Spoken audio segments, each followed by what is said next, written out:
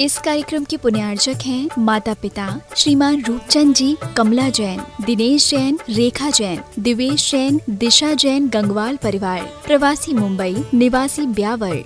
स्वर्गीय श्रीमती पुष्पा देवी जैन की स्मृति में डॉक्टर श्री सुरेंद्र किशोर Jain, America, Shri Ashish Amita Jain, America, doctor चेतन जैन, डॉक्टर तृप्ति जैन, नोएडा, श्री संजय जैन, दीप्ति जैन, कनाडा, श्री सुहास जैन, प्रीति जैन, गाजियाबाद, श्री महेश जैन, श्रीमती निशा जैन, मास्टर माधव जैन के टेम्पल डे प्रथम मंदिर दिवस के उपलक्ष्य में पुत्र एवं पुत्रवधू श्री निपुण जैन, श्रीमती शिल्पी जैन, पुत्र एवं पुत्रवधू श्री ऋषु जैन, श्रीमती श्रुति जैन, करमपुरा, नई दिल्ली।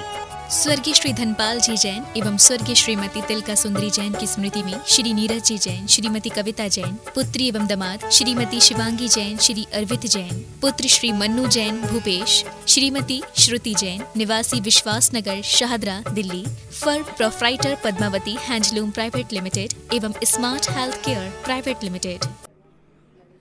जय श्री ओम नमः सिद्धेभ्यः सर्वमंगलमांगल्यं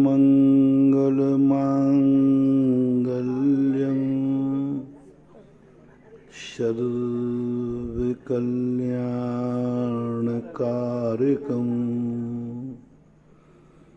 प्रधानं सर्वधर्माणां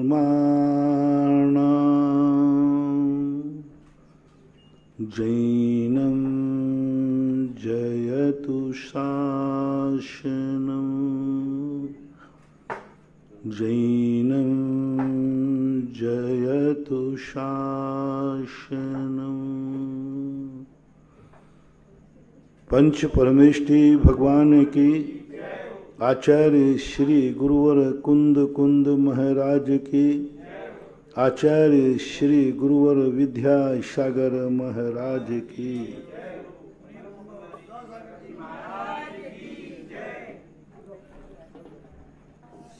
संसार में रहने वाला व्यक्ति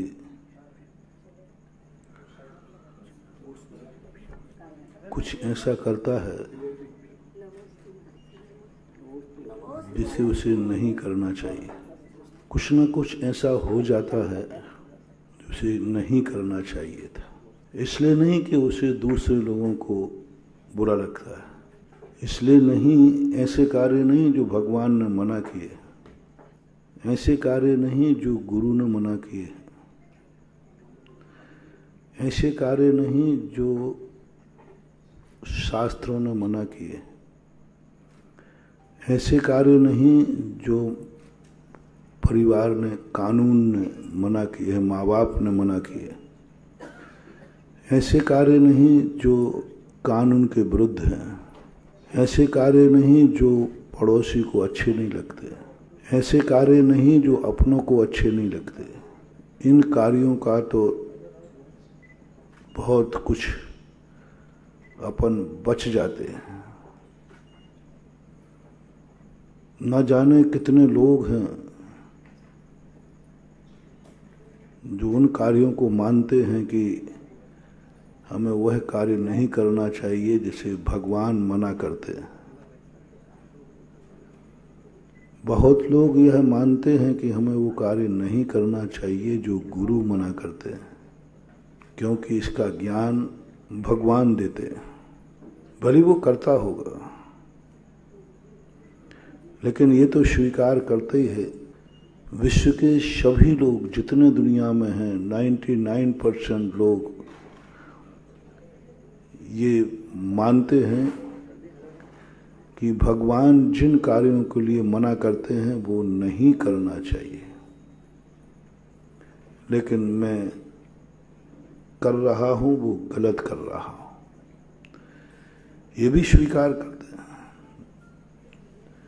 ये कोई ऐसी बड़ी बात नहीं है। भगवान को झूठा कहने वाले दुनिया में बहुत कम हैं। भगवान की बात गलत होती है ऐसा कहने वालों की संख्या बहुत कम है। संसार का हर व्यक्ति जिसको पूछता है, जिसको मानता है, उसको सत्यवादी ही मानता है। कोई भी दर्शनकार क्यों ना हो, हर व्यक्ति अपने भगवान को झूठा नहीं मानता, अपने भगवान को सत्यवादी मानता है। क्योंकि बिना सत्यवादी माने बिना पूजा हो नहीं सकती, बिना सत्यवादी माने बिना मस्तक झुक नहीं सकता, बिना सत्यवादी माने बिना वो भगवान मान नहीं सकता। मैंने हर दर्शनकार को देखने का प्रयास किया। हर दर्शनकार, हर संप्रदाय वाला ये पक्का सिद्धांत किए बैठा है कि हमारा भगवान जो कुछ कहता है वह सब सत्य ही है। सबको देखा, गुरु को मानने वाले शिष्यों से भी देखा गया कि वो कहते मेरे गुरु जो कहते हैं वह सत्य ही है। ये हम बहुत बार स्वीकार कर चुके हैं, बहुत बार स्वीकार। माँ बाप के भी कई लोग मानते, माँ बाप हमसे बड़े हैं, वो जो कहते हैं वो सही है, करना चाहिए। जिसके लिए उन्होंने मना किया है वो नहीं करना चाहिए। परिवार के लोग जिसे मना करते हैं वो नहीं करना चाहिए। कानून जिसे मना करता है नहीं करना चाहिए। किसी से पूछो भाई कानून ने जो विधि विधान बनाए हैं ठीक है कि नहीं, बोले सब ठीक है, बनना चाहिए। अपराधी को सजा मिलना चाहिए या नहीं, मिलना चाहिए। 2 नंबर के माल लेने वालों को चुंगी चौकी बनना चाहिए या नहीं, हैं? बनना चाहिए। जो गलत ढंग से कमाते हैं उनके छापे पड़ना चाहिए या नहीं, जल्दी बोलते जाओ। सब चीज महाराज, सब कानून तो सब बढ़िया ही है। अब बस आपका और एक बार और हाँ कहना है। अभी तो आपने हाँ कह दिया ना। थाने अच्छे हैं, चौकी अच्छी हैं, पुलिस अच्छे हैं, छापे अच्छे हैं, सब कुछ सही है महाराज। गलत है, कानून कभी गलत होते ही नहीं। बस एक बार और हाँ कह दो। यदि उस स्थान पर तुम हो तो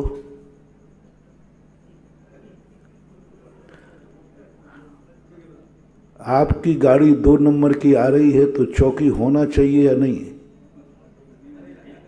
बस नहीं होना चाहिए। बस बस बस बस। हाँ, हमारी गलती होने पर सजा होना चाहिए नहीं महाराज। जेल अच्छा है, कोर्ट अच्छा है, पुलिस सब कुछ अच्छी है, मात्र हमारे लिए छूट होना चाहिए। बाकी सबके लिए महाराज सबको छूट नहीं देना, नहीं तो गड़बड़ हो जाएगा। सबको छूट नहीं देना, नहीं तो गड़बड़ हो जाएगा। मात्र मुझे वीआईपी छूट मिलना चाहिए। मैं कुछ भी करूं उस समय सब कानून मानून ताक पर रख देना चाहिए। बस यही हमारी सबसे बड़ी चूक हो रही है। भगवान कह रहे हैं तो ठीक है, सब धर्म कहा तो ठीक है, मैं कोई भी पाप करूं उसकी सजा मुझे नहीं मिलना चाहिए। पाप की सजा तो होना ही चाहिए, पापियों को सजा होना ही चाहिए। लेकिन मैं पाप करूं तो मुझे वीआईपी छूट होना चाहिए। बस हम यहीं से बहुत बार लौट चुके हैं। हम सत्य तक पहुंच चुके हैं, हम भगवान तक पहुंच चुके हैं, हम गुरु तक पहुंच चुके हैं, हम कानून को सत्य कह चुके हैं। लेकिन बस जब हमारा नंबर आया तो हमने ये सब चीजें ताक पर रख दी, वहीं से धड़ाम से गिरते हैं। वो सांप सीढ़ी होती है ना, एक घर पहले मुंह पाल के बैठा है सांप, वहां तक पहुंच जाते हैं। और जैसे ही अपनी बारी आई तो धड़ाम से ऐसे नीचे गिरते हैं, मूल स्थान गता। यदि इतने सी हिम्मत करें, मैं तुम्हारा कोई पाप नहीं छुड़ा रहा हूं, मैं ये भी नहीं कह रहा हूं कि भगवान ने जिसे मना किया वो मत करना। ये भी मत कह रहा हूं कि गुरु ने जो मना किया वो मत करना, शास्त्रों में जो मना किया वो मत करना, सारी दुनिया जिसे गलत कहती वो मत करना, ये नहीं कहूंगा मैं, क्योंकि तुम करोगे, क्योंकि तुम करोगे।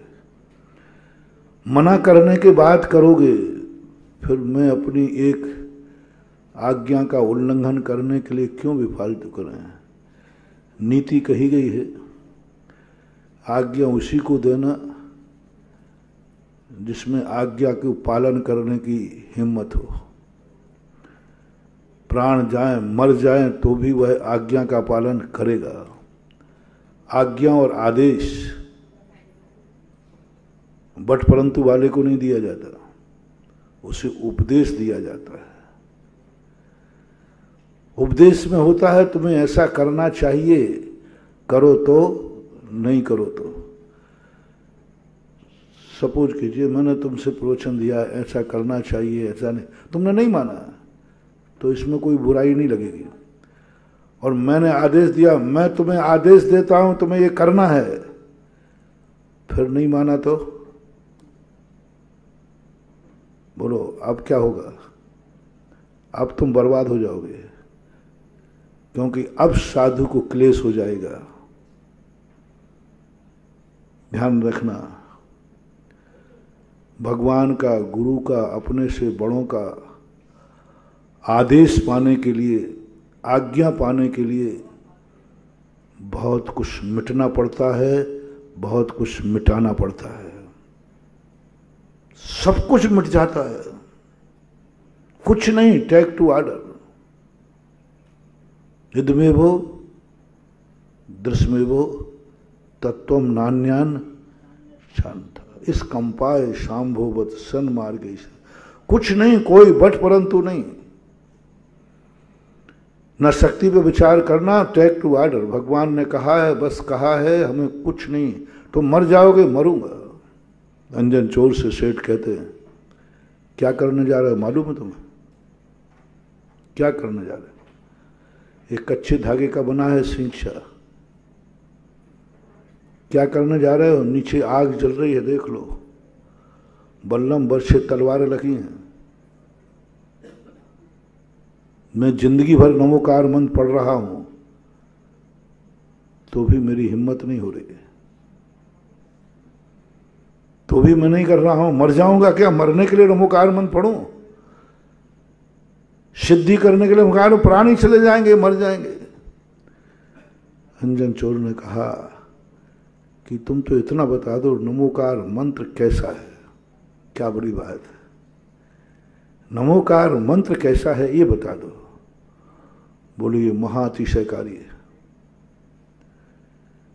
ये इतना अतिशयकारी है, मरने वाले को भी जिंदा कर दे, डूबने वाले को निकाल दे। बड़ी महिमा है इसकी, बड़ी महिमा है।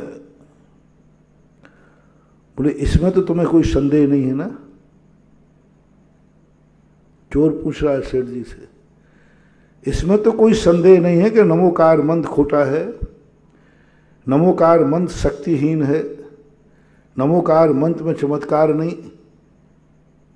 बोले इसमें तो हमें कोई संदेह नहीं है, इसमें तो हमें कोई संदेह नहीं है, क्योंकि मेरे गुरु ने कहा है, मेरे माँ बाप ने कहा है, हमारी 7 पीढ़ियों से यही मंत्र का सहारा लेते आए, इससे बड़ा कोई मंत्र ही नहीं।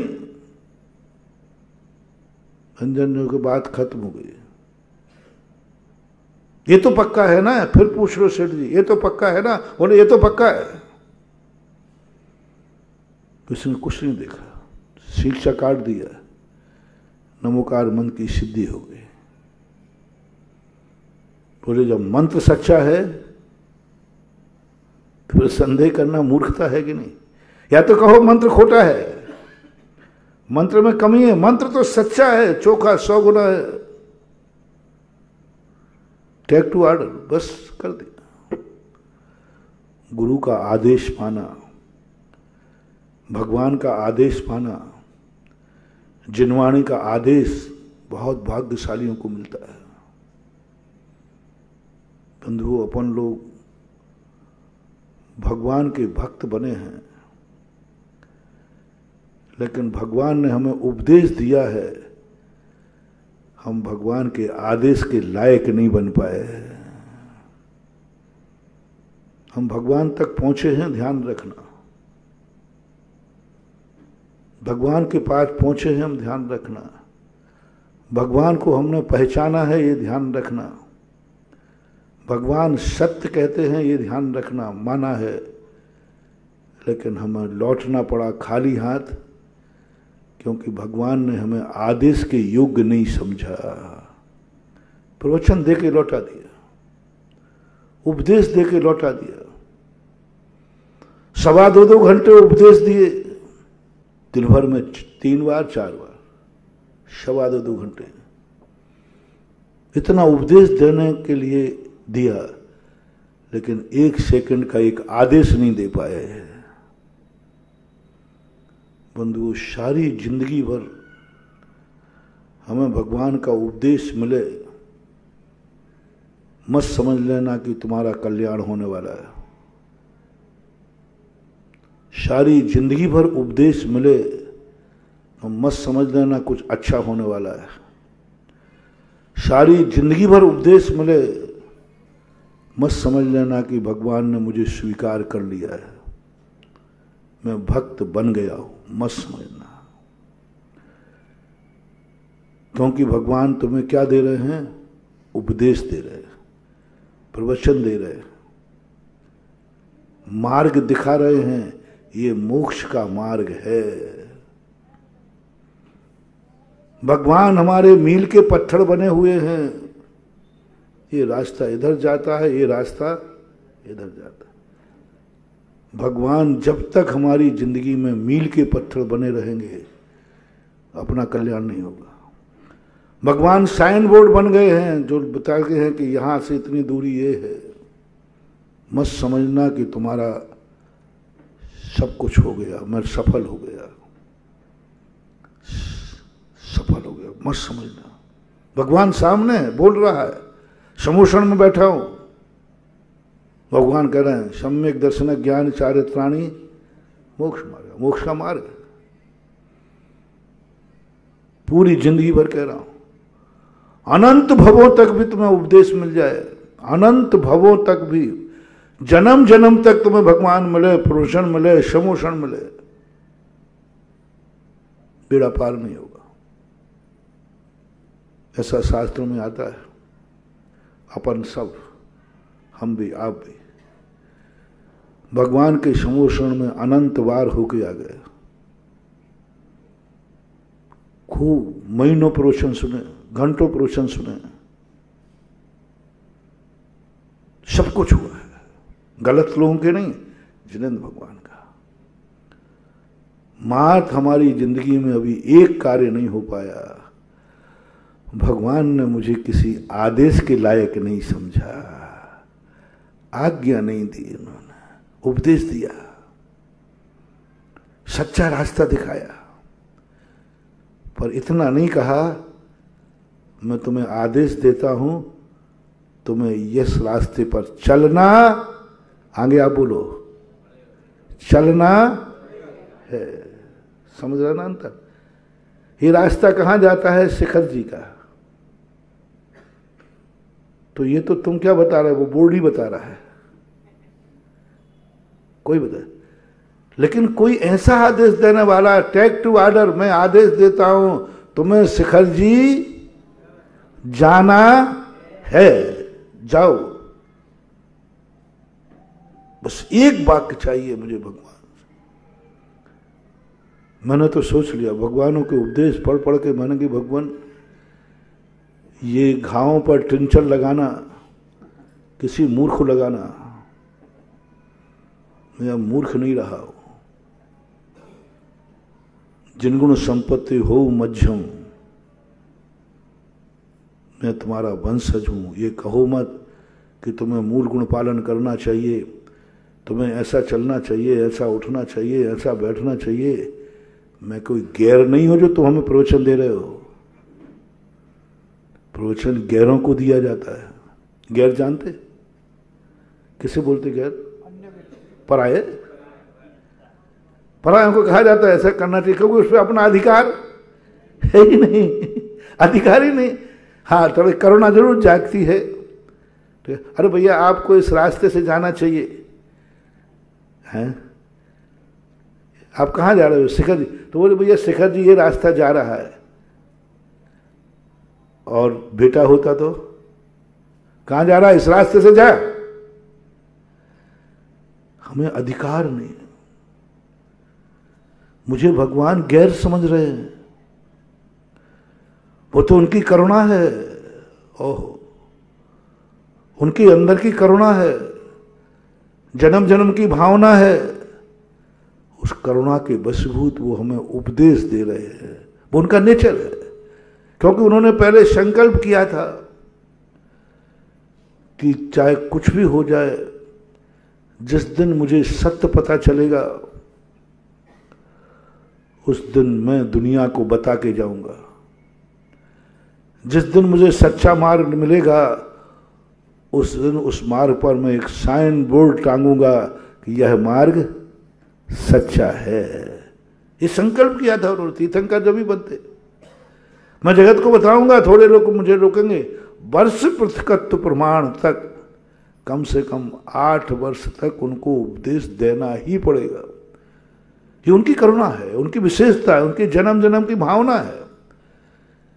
ये मत समझना कि उपदेश जो तुम्हारी कुछ पुण्यवानी से मिल रहा है वो भगवान की करुणा से मिल रहा है। कहें सीख गुरु करुणाधार। ठीक है, वो भी आया है कि पुण्यवान से ही भगवान को करुणा आएगी, ये बात अलग है। यदि पुण्य नहीं होगा तो उनको करुणा भी नहीं आएगी। ठीक है, अपन देखें जो शास्त्र में मैंने पढ़ा, भगवान की परम करुणा, भगवान का अंतरंग इतना विशुद्ध हुआ। नहीं तू मान या मत मान, मैं तो सच्चा रास्ता बताऊंगा। बड़ों का कर्तव्य क्या है? तुम मानो या नहीं मानो, वो सच्चा रास्ता तो बताएंगे। भगवान सच्चा रास्ता का, मैं सच्चा रास्ता तो बताऊंगा, गलत को गलत तो बताऊंगा। तो भगवान तुम्हारी कोई नहीं मानेगा, बोले मत मानो, मत मानो। मेरा कर्तव्य क्या है? मारीच को वृषभदेव ने समझाया। मारीच कहता मैं नहीं समझूंगा, मर्जी तेरी। मेरा कर्तव्य, मैं अपने स्वभाव से च्युत नहीं हो सकता। तू मान या न मान। भगवान का एक बहुत बड़ा गुण है, उनको उपदेश देते समय ये संतुष्टि नहीं है कि मेरे उपदेश से कितनों का कल्याण हो गया, मेरे उपदेश से कितने लोग मानेंगे। नहीं, ये परसेंटेज नहीं निकालते। वो तो ये जानते हैं मैंने जो संकल्प किया था, मैंने अपना कर्तव्य पूरा कर लिया। एक बार मुझे प्रवचनों से एलर्जी हो गई। गर्मी का दिन था, एक दिन पहले अंतराय भी था। मैंने किसी बात पर प्रवचन दिया, उसी समय किसी व्यक्ति ने आके कहा, महाराज जी आपने जिस पर प्रवचन दिया है ना, कोई गुटखे शराब के पर्दा, महाराज जी मेरे पापा गुटखा खाते हैं। तो उसने माना नहीं, उसने छोड़ा नहीं।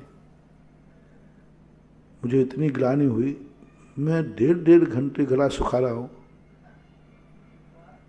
इतना उपदेश दे रहा हूं, इसके हित में है। बताओ भैया, प्रवचन से मुझे क्या लाभ है? आपको छोड़ दोगे गुटखा तो मुझे कौन सा, वो जो गुटखा का पैसा बचेगा वो शायद कमीशन में मुझे आएगा। फिर मैं क्यों प्रवचन दे रहा हूं, क्यों इतना गला सुखा रहा हूं? गर्मी अलग है, अंतराय, फिर भी मैं प्रवचन दे रहा हूं। अब प्रवचन बंद करता हूं, क्यों परेशान? उनको मानना तो मेरे मन में विकल्प आया। एकाएक भगवान ने कहा, बेटा यदि तेरा जैसा मैं चिड़चिड़ा जाता ना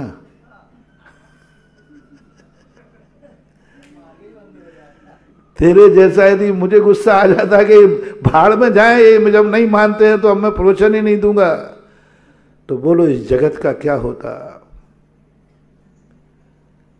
मेरे सामने तो मेरा खुद का ही पोता, ये कौन है तुम्हारा? श्रावक ही ना।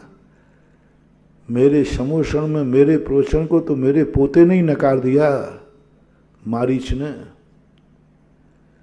यदि मुझे भाव आ जाता, नहीं मानता है तो मुझे प्रवचन नहीं देना। प्रवचन इसलिए नहीं दिया जाता कि सामने वाला माने, प्रवचन इसलिए दिया जाता है कि मेरा कर्तव्य क्या है, मेरा कर्तव्य क्या है। तुम सत्य को जानते हो, सत्य का बोर्ड लगाओ, सत्य को जानते हो, सत्य की घोषणा करो, सत्य को जानते हो, सत्य मार्ग दिखाओ। तुम्हारा यह अधिकार नहीं है कि कौन मान रहा है और कौन नहीं मान रहा है। तुम्हारा कर्तव्य, ड्यूटी इज ड्यूटी, तुम्हारा कोई नुकसान नहीं होगा।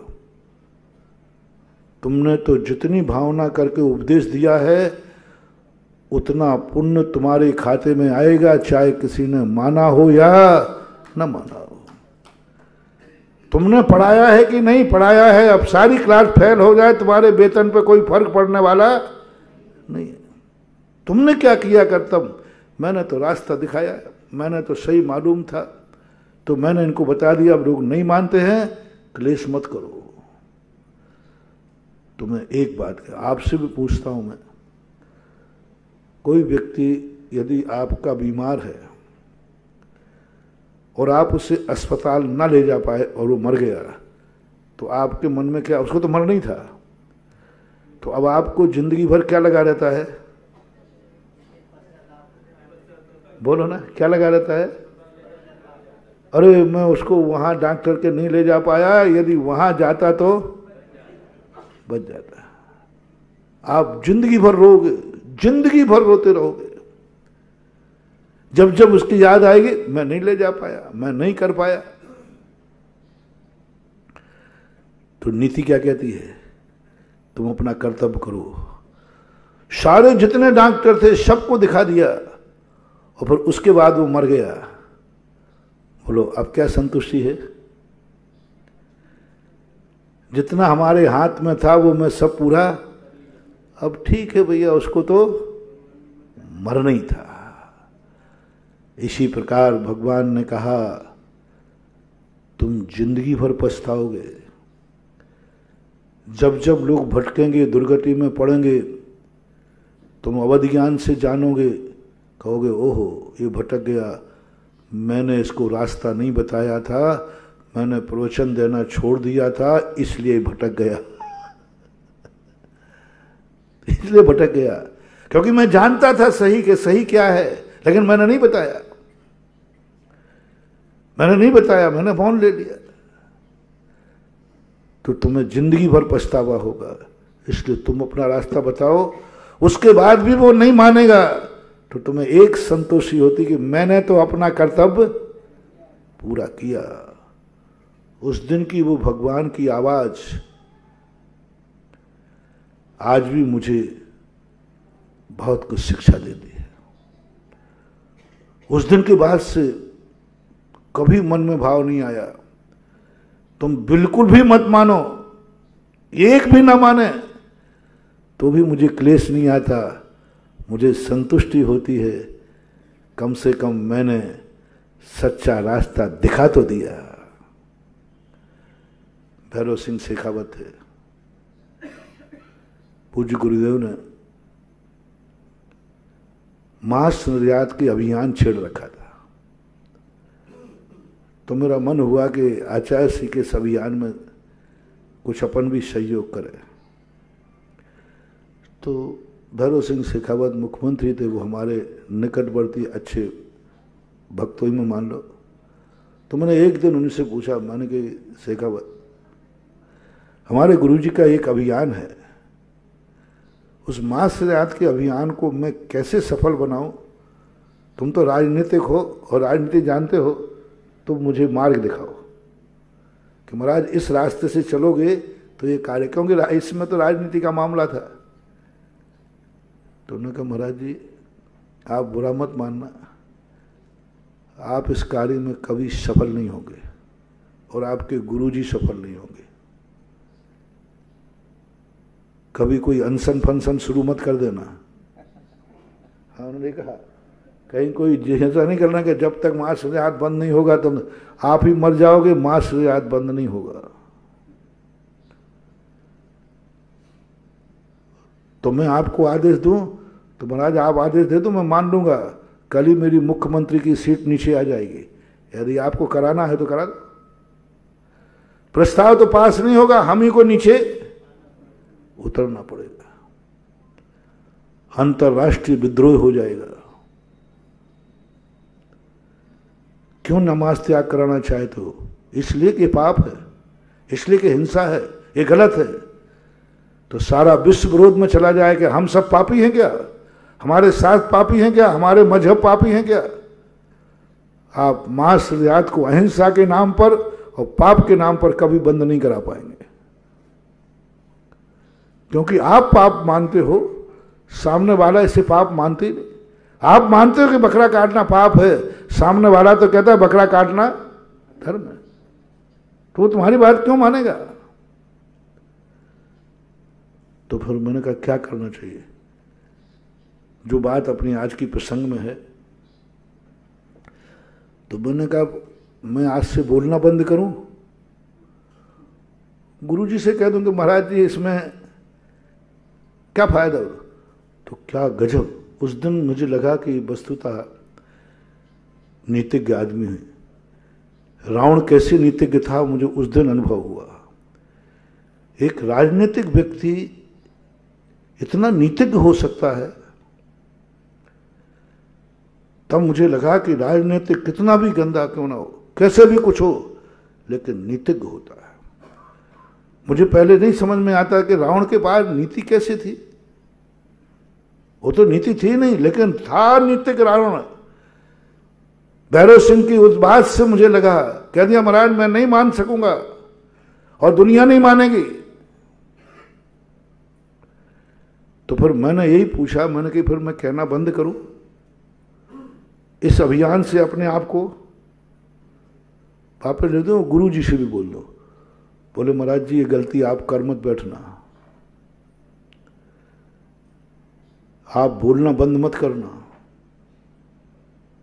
मैंने कि तुम मुझे पागल समझते हो क्या। जब तुमने स्पष्ट कह दिया कि आप इस अभियान में कभी सफल नहीं होंगे और हो नहीं सकता, तो मैं फिर क्यों बोलूं। महाराज आप बोलना जरूर, मेरी आपसे विनती है। आप साधु हैं, आप ही यदि आवाज लगाना बंद कर देंगे तो दुनिया में सत्य का नाश हो जाएगा, धर्म का नाश हो जाएगा। धर्म इसलिए जिंदा नहीं है कि उसको मानने वाले नहीं है, धर्म का नाश इसलिए नहीं होता है कि उसको मानने वाले नहीं है, धर्म का नाश इसलिए होता है कि उस पर बोलने वाले नहीं है।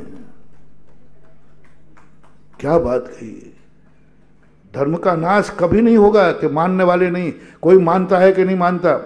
धर्म जब तक जिंदा रहेगा, जब तक धर्म के ऊपर आवाज उठाने वाले जिंदा हैं। आपको धर्म को जिंदा रखना है, अहिंसा को जिंदा रखना है। आप ये चिंता न करें कि मेरी आवाज पर मांस रियात बंद होगा या नहीं होगा, मत होने दो।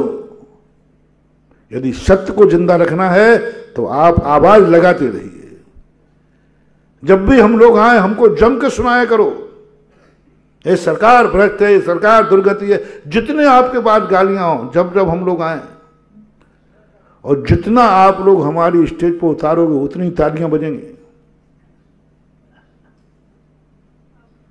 क्योंकि हर व्यक्ति कब तालियां बजाता है, जब वक्ता किसी की उतारता है। तुम तो यही कहना है सरकार भ्रष्ट हो गई है, कल युग आ गया है, ये सरकार है, तो जो कहना है आप कहिए, लेकिन महाराज ध्यान रखना मैं मानूंगा नहीं। आपको कहना है, कहना मत छोड़िए। सत्य धर्म जिंदा रखना है। हम तो कह नहीं पाएंगे, हम तो ना कह पाएंगे और ना कर पाएंगे। आप कर नहीं पाओगे लेकिन कह सकते हो। आवाज को जिंदा रहने दो दुनिया में। धर्म यदि आवाज में रहेगा, कभी ना कभी कोई उसको, कभी ना कभी कोई ना कोई उसको पालन कर लेगा। लेकिन आवाज ही खत्म हो जाएगी तो धीरे धीरे खत्म हो जाएगा कि ये धर्म भी है कि नहीं। मानने वाले तो मान ही नहीं रहे, कहने वाले भी खत्म, तो कभी आगे जाकर के ये हो जाएगा धर्म नाम की कोई चीज है ही नहीं। इसलिए आवाज लगाना जरूर है। आपके गुरु जी को लगाना दो, आप भी लगाओ, जितना लगा सको लगाओ। आपको कम से कम एक संतुष्टि हुई मरने के बाद, जब आपसे पूछा जाएगा कि जहां मांसाहारी लोग थे, मांस के निर्यात थे, तुमने क्या प्रयास किया। हम लोगों से कोई नहीं पूछेगा, क्योंकि हम लोगों की तो गति कौन सी होना है, तो आप जानो, भगवान जाने है। सदगति तो आपकी होना है। अब महाराज जी हम लोगों की तो क्या, हम लोग तो पाप करके भी हाथ नहीं धोते, और आप लोगों के धुले हुए हाथ रहते सदा। पूछा तो आपसे जाएगा। जब कोई छोटा आदमी गड़बड़ करता है और उसके साथ बड़ा हो, तो आप क्या कर रहे थे उस समय? यही भाषा है ना। यदि बच्चा गिर जाए, पड़ जाए, उसके साथ उसके भैया माँ बापों पर, तो सब लोग किससे कहेंगे, तुम कहाँ थे, तुम क्या कर रहे थे, तुमने क्या प्रयास किया, ये बताओ। उस समय तुम्हें शर्मिंदा होना पड़ेगा। कम से कम वो भगवान को मानते थे, कम से कम आपका मस्तक भगवान के सामने उठा रहेगा। भगवान के सामने आपको नीचे नहीं झुकना पड़ेगा। समय कह सकोगे मैंने प्रयास तो, मैंने उपदेश तो दिया था, मैंने आवाज तो लगाई थी, मैंने नेताओं को बहुत धमकाया था। तो भगवान भी कहे हाँ, तूने अपना कर्तव्य तो, कम से कम भगवान की दृष्टि में तुम्हारी इज्जत बनी रहेगी, इसलिए आप आवाज लगाइए। ये मान के नहीं कि हम मान लेंगे, ये भ्रम है आपका, ये छोड़ दीजिए। हम मान लेंगे, ये मान करके प्रवचन मत देना। ये मान के देना कि मेरा कर्तव्य था कि सत्य को एक बार दुनिया के सामने रखना, मानो तो और नहीं मानो तो। फिर यही बात मैंने जिनवाणी शास्त्रों में देखी, भगवान के दरबार में यही देखी। भगवान कहते मैं सत्य तो कहूंगा, इसलिए जो भगवान ने प्रवचन दिया है वो ये मत समझना तुम्हारी ही पुण्यवानी है, हे भगवान का कर्तव्य था, स्वभाव था, उनका नेचर था, उन्होंने कह दिया। गुरु यदि हमें पढ़ा रहे हैं, गुरु हमें उपदेश दे रहे हैं, तो ये मत समझना कि वो हमारे गुरु बन चुके हैं। ये तो उनकी करुणा है, ये उनकी तो दया है। ये तो उन पापियों को भी उपदेश देते हैं जिनको बचाते हैं, वो उनको डंक मारते हैं। आशीर्वाद दे दिया तो ये मत समझना कि गुरु कृपा हो गई। गुरु तो आशीर्वाद उनको भी देते हैं जिनका दुश्मन सर्वनाश करता है, जिसने गले में सर्प डाला है, रात भर यातनाएं दी हैं चींटियों ने, और सुबह एक ने बचाया है। बोलो जिसने रात भर दुख दिए उसको महाराज ने आशीर्वाद दिया कि थप्पड़ दिया है? तो तुम क्या समझते हो? गुरु का आशीर्वाद मिल गया तुम खुश? अरे ये आशीर्वाद तो दुश्मनों को भी देता हूं। तुम में और दुश्मन में क्या अंतर है? मोटिवेशन समझो, बहुत बड़ी बात है। ये तुम्हारी विशेषता नहीं है, ये साधु की क्षमता है। तुमने क्या किया? महाराज जी ने मुझे आशीर्वाद दे दिया, इसका अर्थ महाराज ने मुझे अपना शिष्य स्वीकार कर लिया। अरे मूर्ख, ये आशीर्वाद तो अपने दुश्मन को भी देते हैं जो महाराज को गालियां देता है, नाश करता है, बुरा विचारता है, उनको भी आशीर्वाद देते हैं। महाराज ने मुझे प्रवचन दे दिया, कोई बड़ी बात नहीं कर ली। महाराज का उपदेश तो उन पापियों को भी होता है, उन दुश्मनों को भी होता है, जो धर्म का नाश करते उनको भी उपदेश देता है। अरे उपदेश तो शेर को भी दे दिया जो मांसाहारी था। इनका तो काम ही उपदेश देना है, क्योंकि ये ड्यूटी है, ये करुणा है।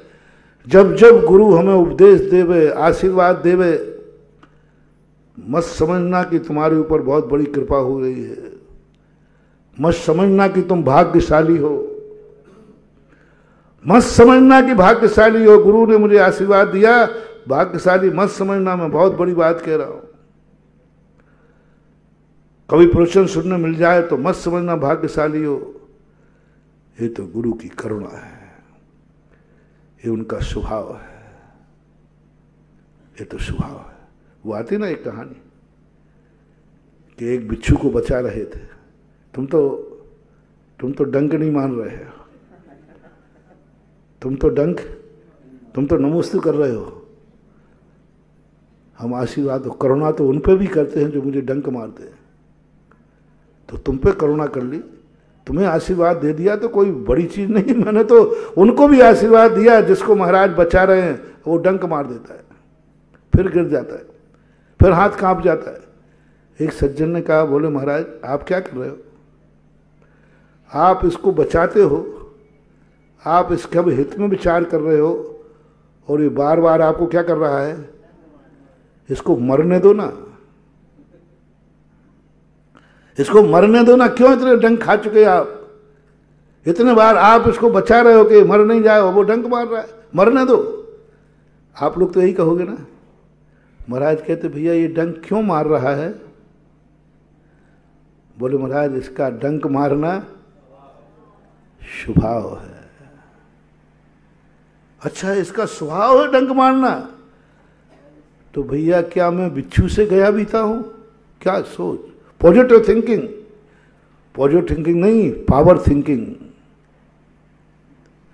पॉजिटिव थिंकिंग नहीं, पावर थिंकिंग। पॉजिटिव थिंकिंग एक रूप। जब ये बिच्छू होकर के अपना स्वभाव नहीं छोड़ रहा है, तो मैं साधु होकर के दया का स्वभाव कैसे छोड़ दूं? इसका डंक मारना है, मेरा दया करना है। जब तक जिसमें दम है अपना अपना स्वभाव नहीं छोड़ेंगे।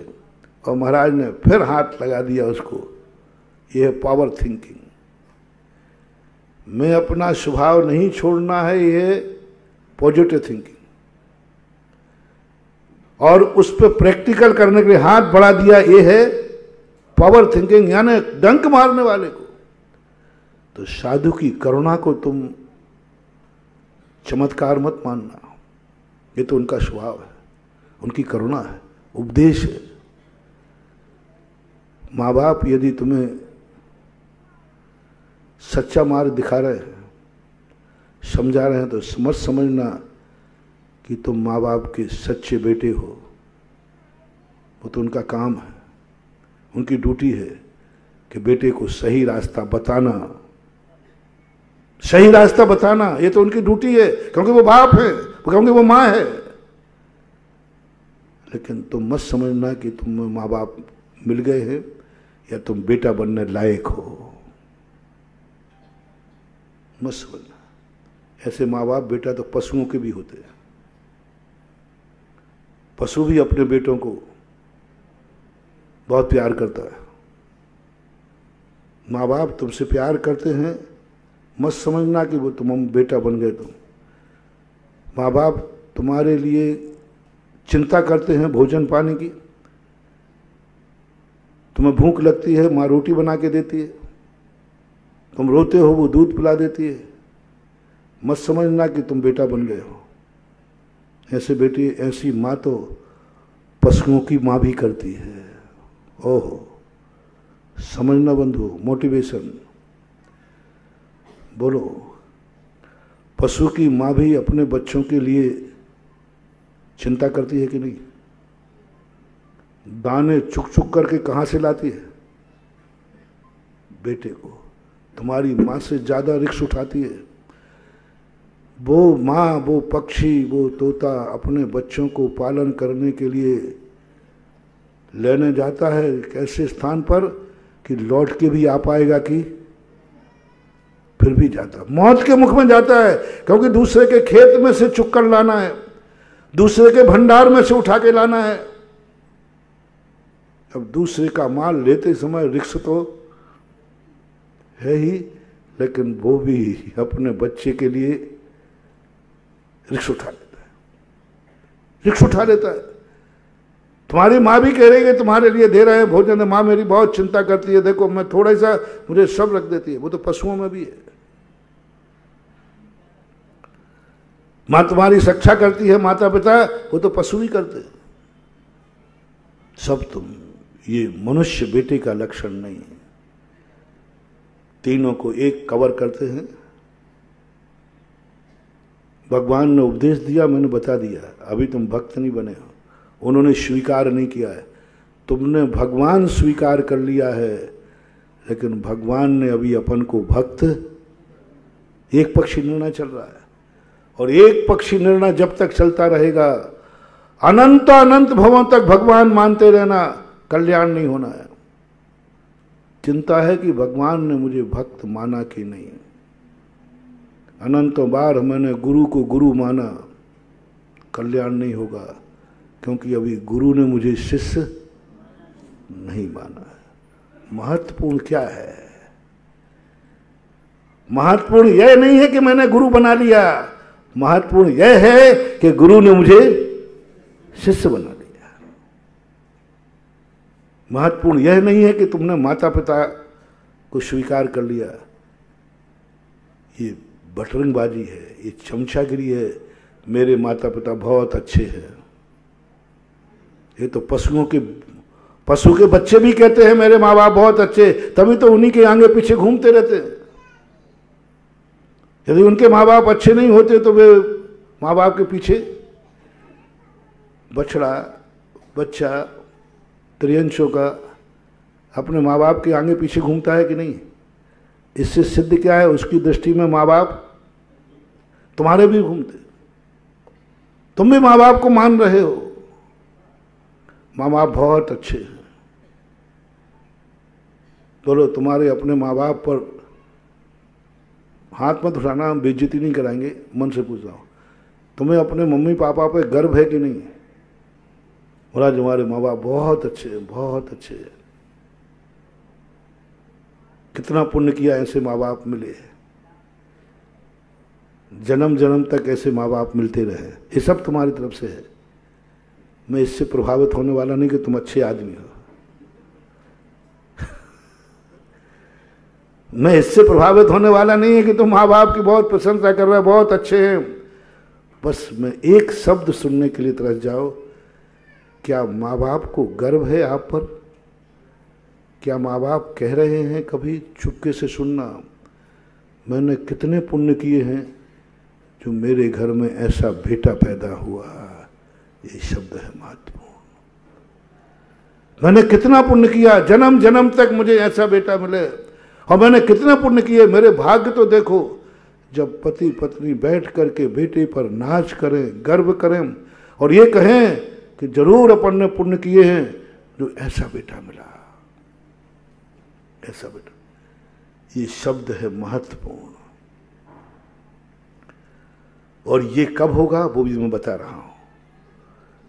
ऊपर से मत कहलवाना, नहीं तो वो तो कह देंगे मम्मी पापा बताओ आपको मेरे ऊपर नाज है? हाँ बेटा नाज है। ऊपर जबरदस्ती दादागिरी मत दिखाना, हाँ नहीं तो तुम आज ही जाके दादागिरी दिखाओ।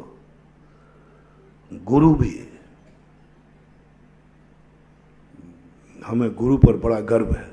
मुझे जैसा, मैंने कितने पुण्य किए कि मुझे ऐसा गुरु मिला, अच्छा है, जन्म जन्म तक मुझे ये गुरु मिले। बोलो है कि नहीं? मुझे तो है। आप लोगों को अपने अपने गुरु पे गर्व है कि नहीं?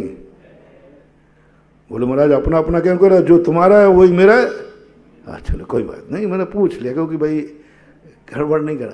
बाप और गुरु किसी पर थोपा नहीं जाता, मान लो। गुरु पर गर्व है कि नहीं?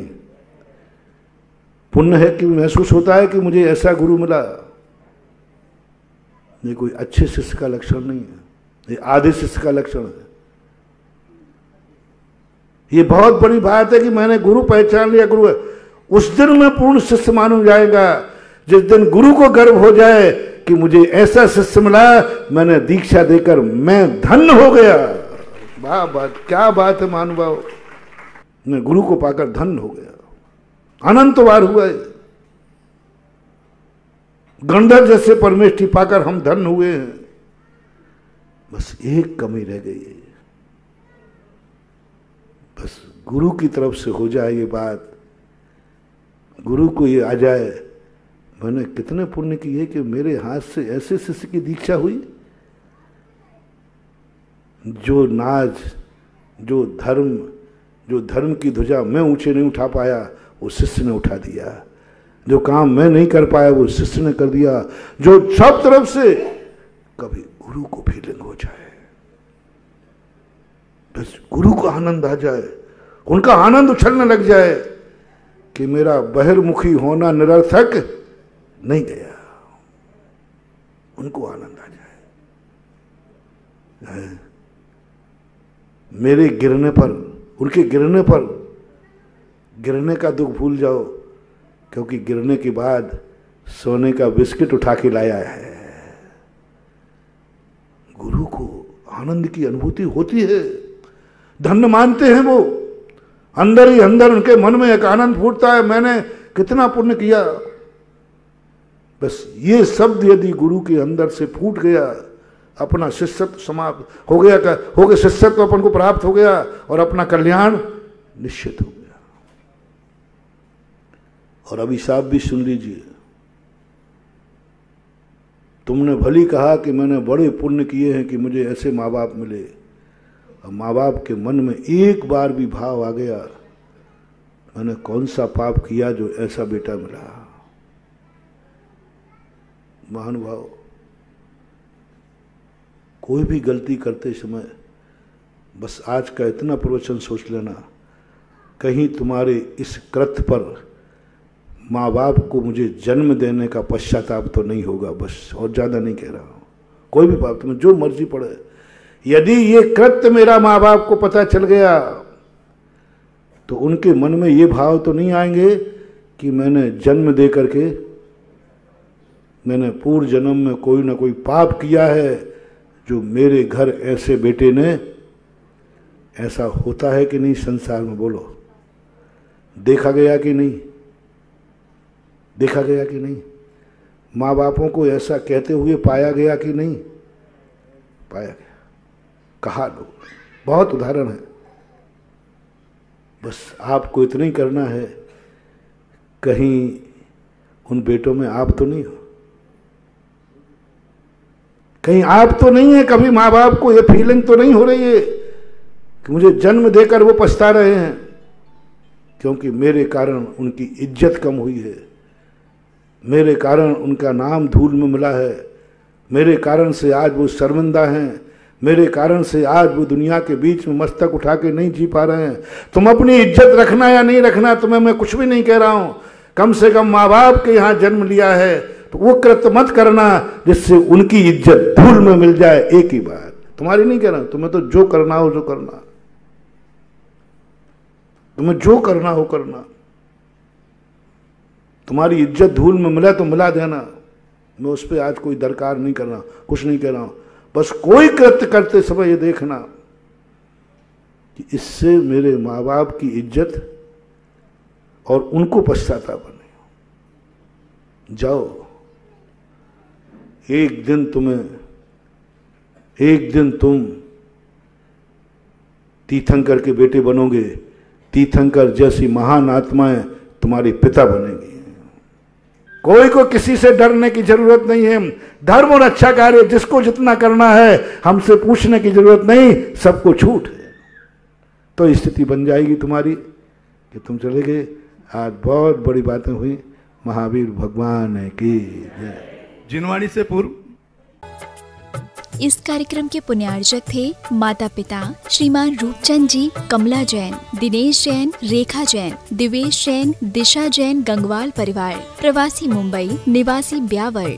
स्वर्गीय श्रीमती पुष्पा देवी जैन की स्मृति में डॉक्टर श्री सुरेंद्र किशोर Jain America, Shri Ashish Amita Jain America, doctor चेतन जैन, डॉक्टर तृप्ति जैन नोएडा, श्री संजय जैन, दीप्ति जैन कनाडा, श्री सुहास जैन, प्रीति जैन गाजियाबाद, श्री महेश जैन, श्रीमती निशा जैन, मास्टर माधव जैन के टेम्पल डे प्रथम मंदिर दिवस के उपलक्ष्य में पुत्र एवं पुत्रवधू श्री निपुण जैन, श्रीमती शिल्पी जैन, पुत्र एवं पुत्रवधू श्री ऋषु जैन, श्रीमती श्रुति जैन, करमपुरा, नई दिल्ली। स्वर्गीय श्री धनपाल जी जैन एवं स्वर्गीय श्रीमती तिलका सुंदरी जैन की स्मृति में श्री नीरज जी जैन, श्रीमती कविता जैन, पुत्री एवं दामाद श्रीमती शिवांगी जैन, श्री अर्वित जैन, पुत्र श्री मन्नू जैन भूपेश, श्रीमती श्रुति जैन, निवासी Vishwas Nagar, Shahdara, Delhi, firm proprietor Padmavati handloom private limited एवं smart health care private limited.